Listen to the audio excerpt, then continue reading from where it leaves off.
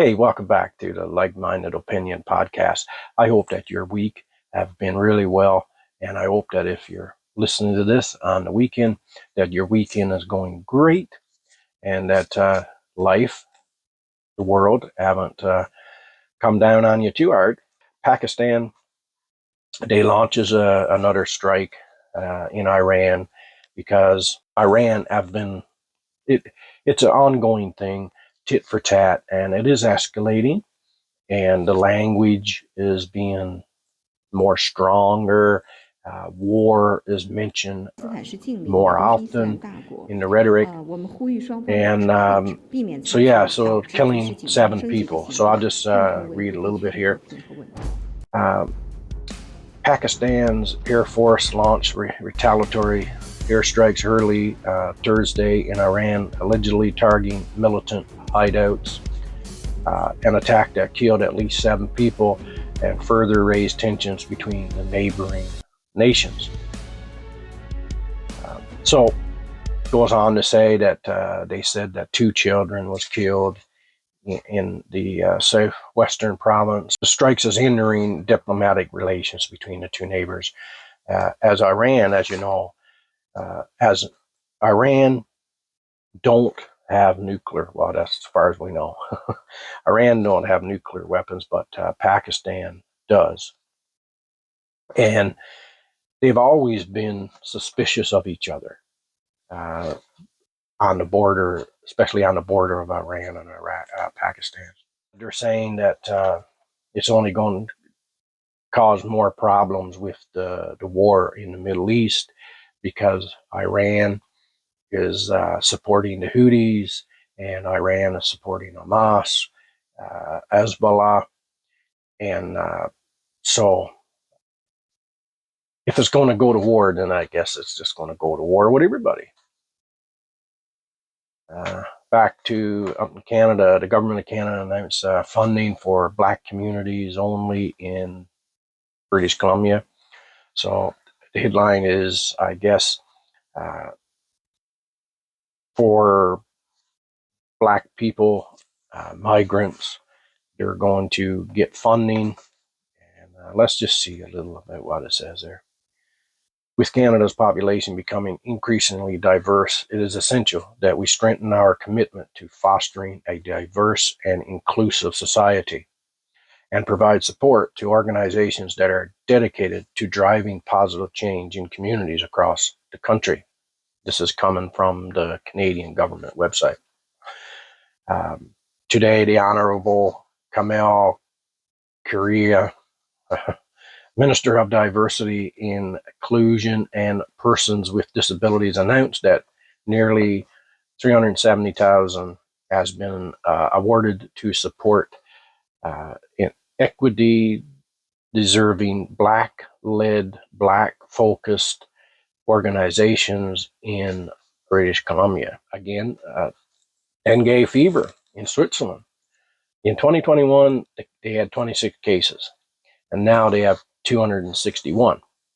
And Switzerland, well, it's not individual countries anymore. It's the WHO, it's the WEF.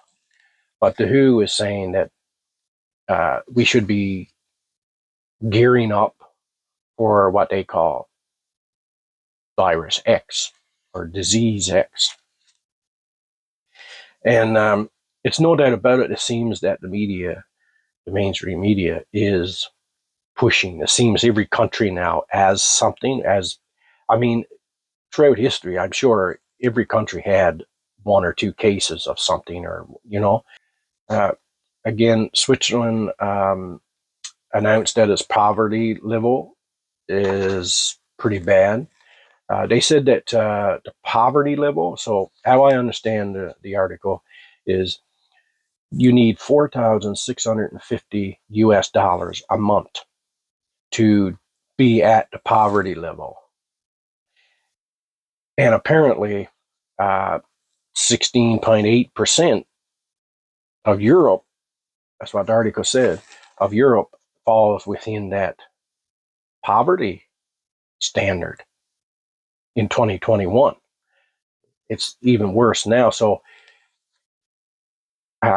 that is a dire situation when you have to have that much money just to be poor. Wow.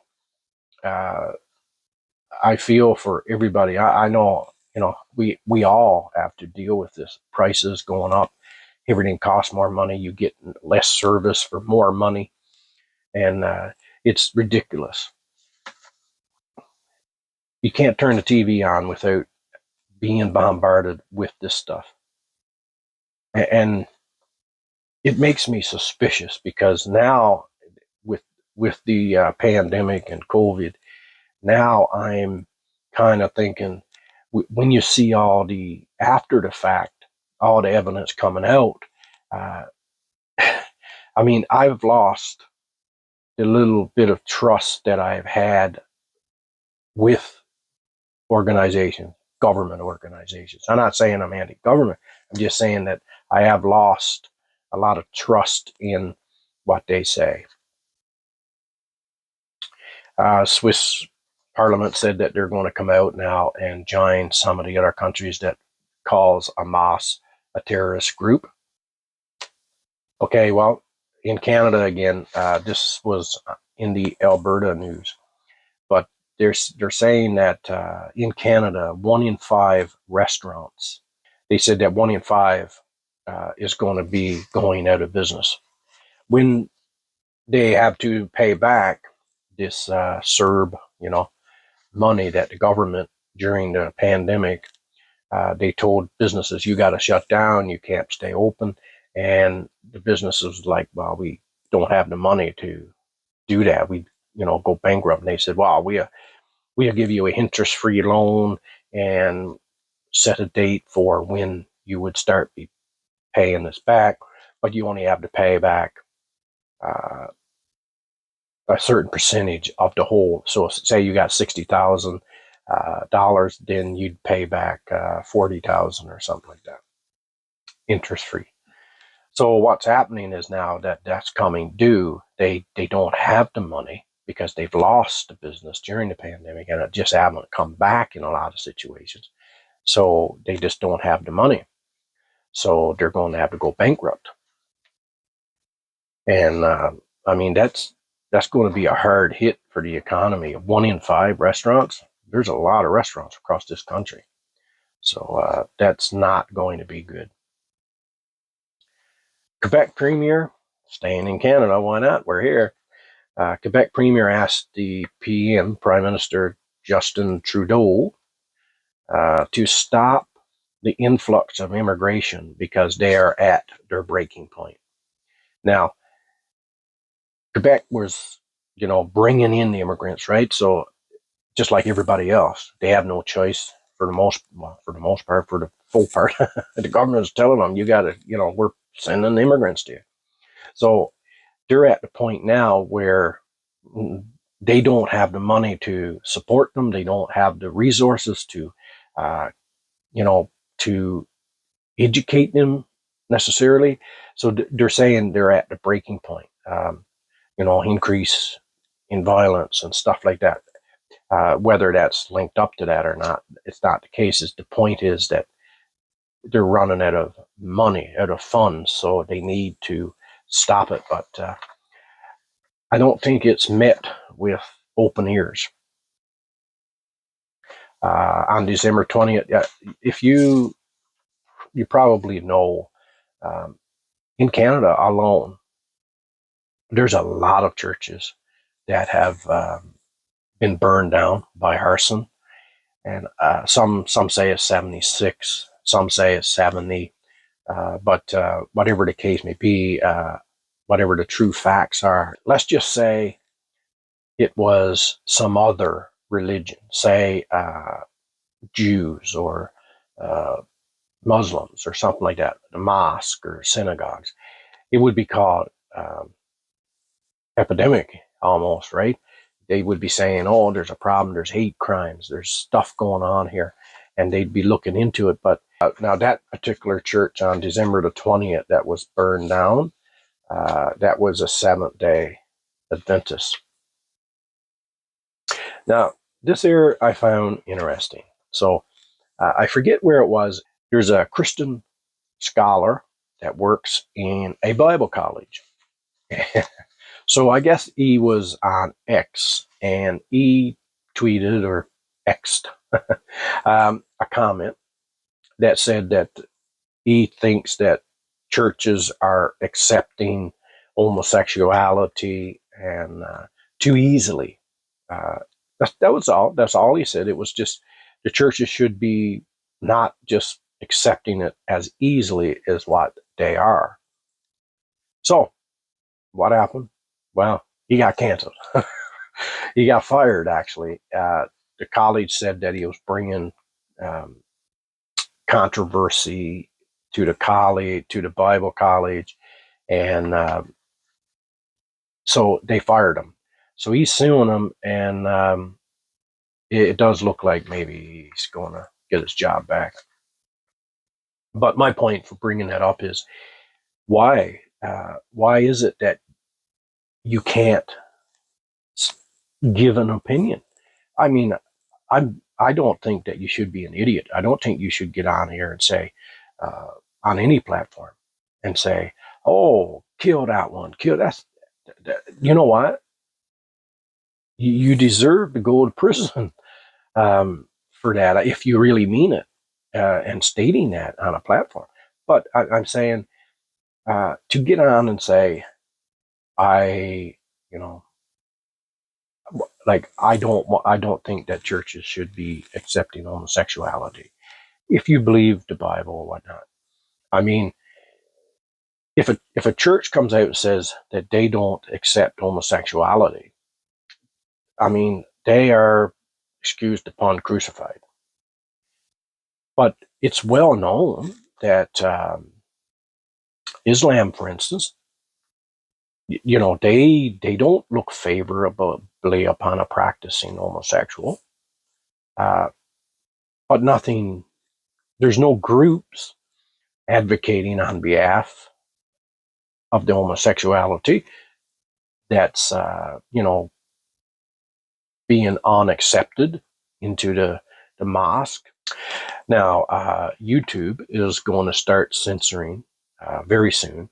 Going to start censoring people who speak negative against abortion.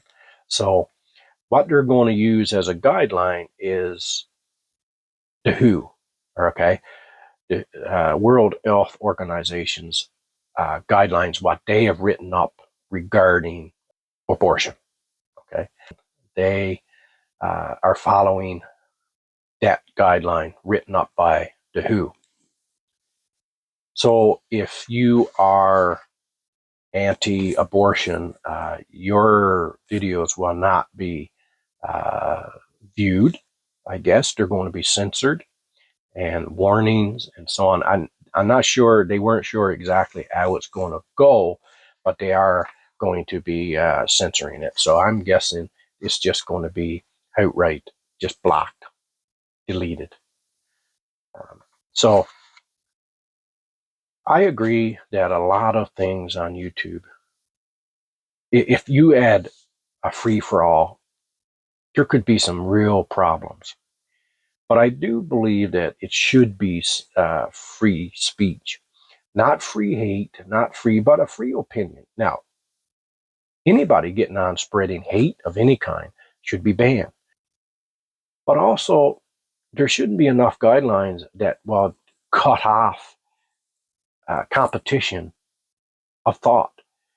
Meaning, if you're pro-abortion and this guy over here is not, they should be able to civilly talk and have videos and talk it out. If I want to listen to this guy, I'll listen to this guy.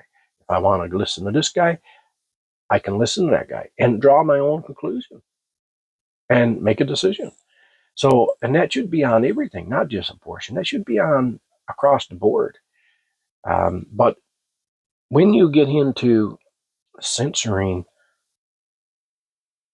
opinions, but it should be free speech. Canada's capital, which is Ottawa, has come out and said that they have there's an article that was saying that they now are housing and opioid addiction is epidemic. And lastly, the WHO is saying that the world should be preparing for disease X. What's disease X? I have no idea. They don't say. They just says disease X.